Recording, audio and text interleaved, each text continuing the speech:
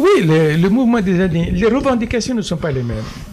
Ne sont pas les mêmes. Je crois que le mouvement des indignés, ces revendications sont essentiellement de caractère sociopolitique, socio-économique.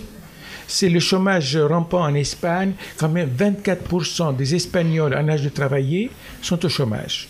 C'est un endettement rampant, c'est un dysfonctionnement économique où l'ancien gouvernement, comme les deux anciens gouvernements, ont misé davantage sur l'immobilier, la spéculation immobilière, à telle enseigne que les banques ont prêté, comme d'ailleurs les États-Unis ont prêté, les gens ont acheté et puis la crise est venue et les gens ne peuvent plus rembourser. Les banques se trouvent là avec des dizaines de milliers d'appartements et de maisons.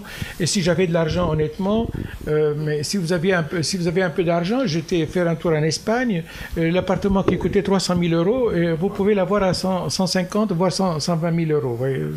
Et donc, c'est davantage. J'ai pas entendu des slogans du genre dégage.